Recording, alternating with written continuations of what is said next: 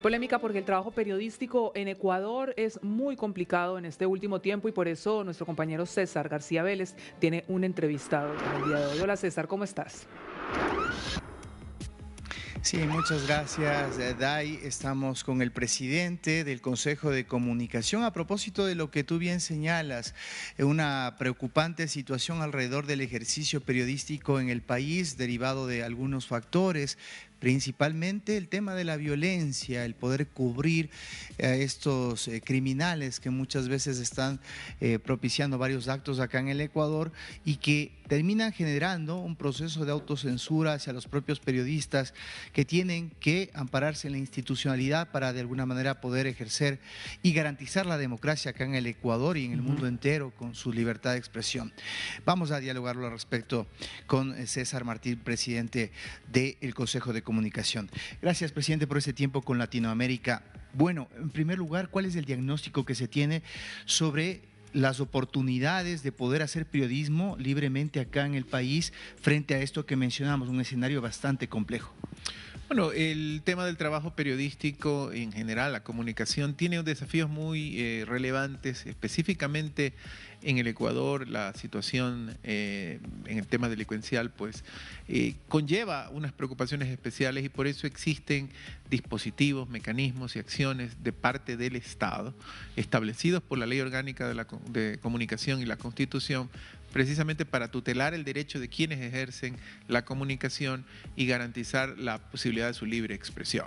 Dentro de esa estructura, la Ley Orgánica de Comunicación creó en el año 2023, de manera práctica operativa, el mecanismo de prevención y protección al trabajo periodístico como una instancia técnica asesora dentro del Consejo de Comunicación. ¿Cuál es la idea? ¿Cuál es el propósito de este mecanismo? Poder servir como línea de acción primera línea de protección hacia el periodista a través de las acciones que pueda hacer el Estado para protegerle. Por ejemplo, nosotros a través de del personal del Consejo de Comunicación se le reporta al mecanismo el monitoreo de tentativas alertas de obstrucciones al trabajo, que pueden ser a través de redes sociales, medios de comunicación, o también estas alertas se detectan a través de las propias denuncias de trabajadores de la comunicación.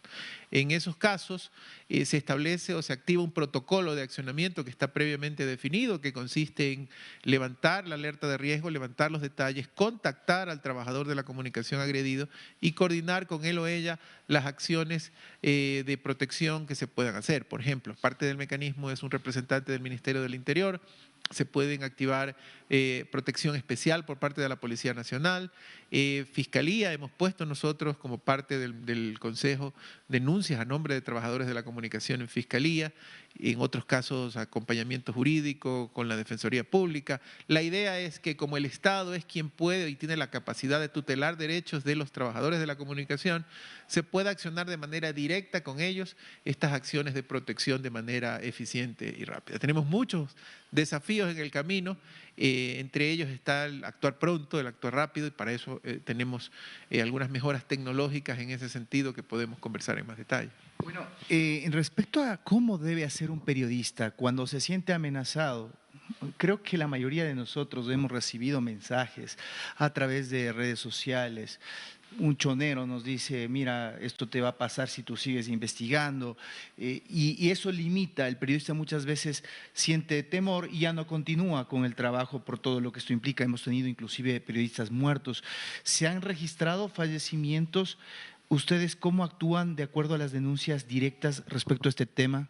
Sí, respecto al primer tema, para eso nosotros hemos desarrollado un sistema integral de alertas en nuestra página web, que es muy importante, ¿verdad? www.consejodecomunicación.gov.es, en la cual los trabajadores de la comunicación pueden levantarnos las alertas, denunciarnos y nosotros podemos contactarlos inmediatamente. La idea del mecanismo de protección es actuar con oportunidad, actuar de la manera más rápida y eficiente posible.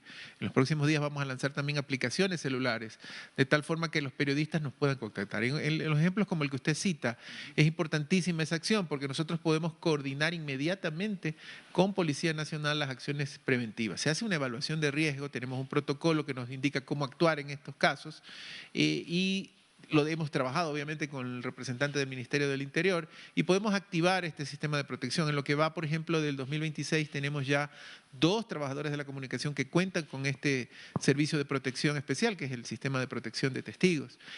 También hemos puesto 2 denuncias a Fiscalía en nombre de los trabajadores de la comunicación. Se han hecho 4 insistencias de seguimiento a procesos fiscales en este caso.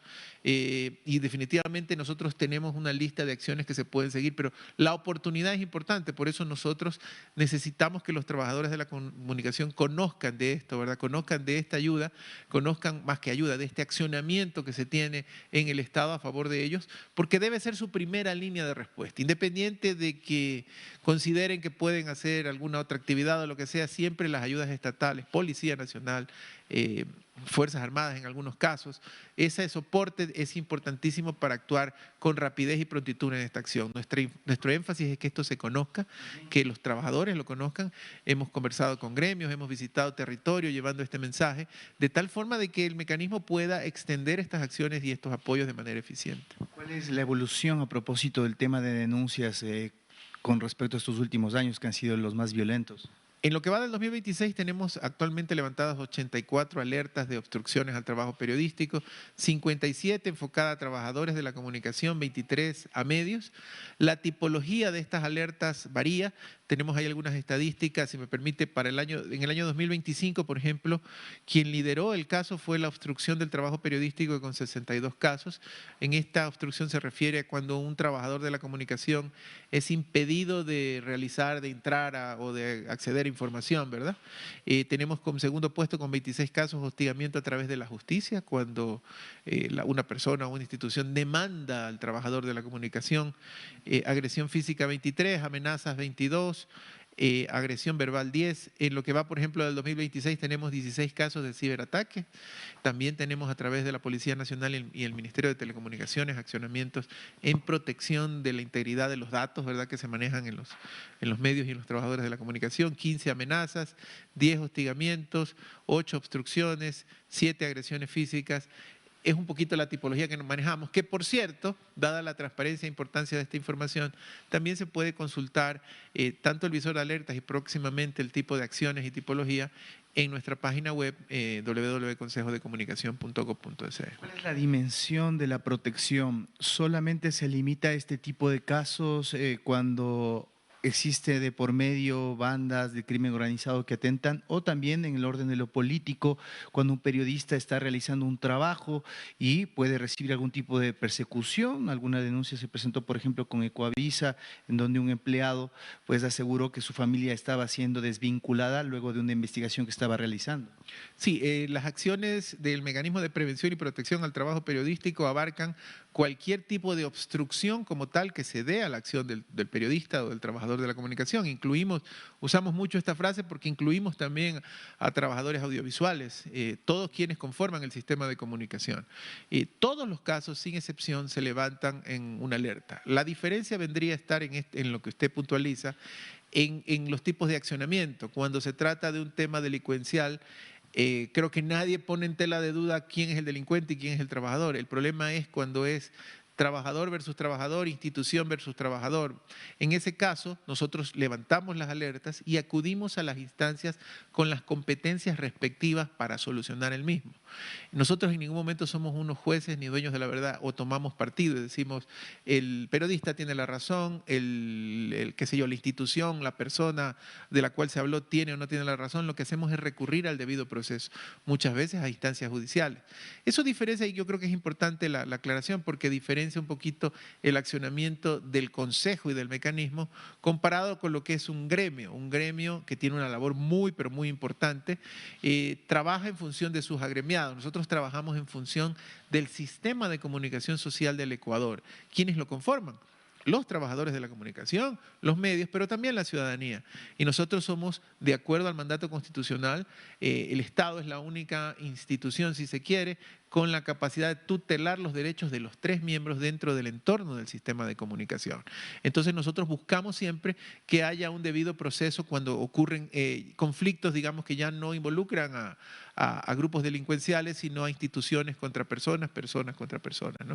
Ok, gracias. Ahí tienen al presidente del Consejo Consejo de Comunicación, un tema muy importante, más aún en el momento en que vive el país. Es fundamental que el Estado ecuatoriano en su conjunto y con sus instituciones pueda garantizar el trabajo del Sistema Nacional de Comunicación y quienes lo integran para que las voces valientes, la investigación periodística que se realiza alrededor de lo que está viviendo el país no quede en silencio y que todos ganemos alrededor de esas garantías.